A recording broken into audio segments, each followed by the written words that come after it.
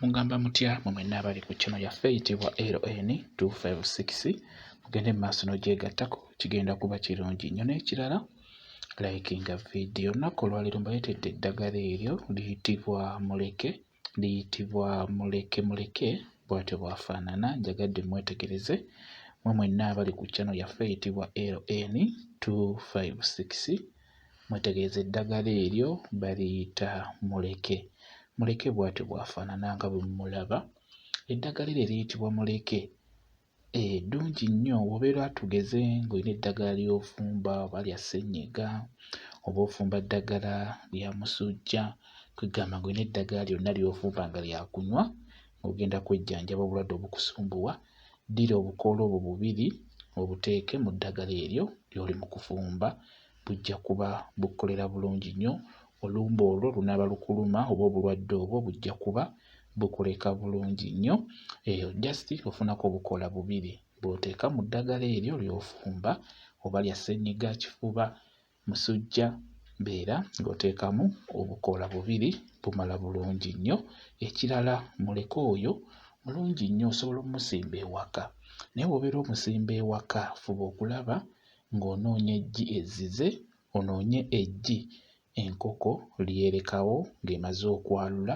Kati ago amagi enkoko geerekawo ofunako eggi limu n'obeera ng'olisimbira wansi ly'osoosa mu kinnya. Osobola oddikuba n'olyasiza mu kinnya ekyo mw'ogenda okusimba Muleke oyo, kigenda kuba kirungi nnyo. Muleke oyo mulungi nnyo okumusimba ewaka, ajja kuba akutaasa ku bintuntu eby'enjawulo ebyandibadde bikulumba.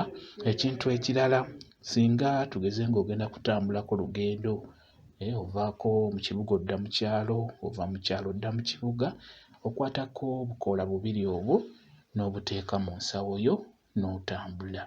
Ggwe omukyala obuteeka mu bbaaga yo, ate ggwe omwami osobola obuteeka mu nsawo yo ey'empale oba mu waleti. Just obukoola bubiri bw'ofunako n'obuteeka mu nsawo n'otambula n'ogenda yonna gy'olaga, ojja kuba otuuka bulungi nnyo nnyo. Nammwe abatambula ekiro, just funako obukoola bubiri, mwabali eyo mu byalo nga toyagala kusanga basezi, bintuntu ebyo bitali birungi, funako obukoola bubiri obuteeke mu nsawo otambule, ogenda kutambula bulungi nnyo. Buli kyonna ky'onaasanga kijja kuleka, tekijja kubeera nga kikufaako. Bwe kityo bwe kiri eddagala eryo njagadde ndibalage mwabali ku channel yaffe baliyita Muleke bw'atyo bwafaanana. Subira mwetegereza bulungi nnyo mu mwenna abali ku channel yaffe eyitibwa LN256 mugende mu maaso n'ogyegattako, kigenda kuba kirungi nnyo. Ekirala likinga video, mubeere bulungi, mweraba.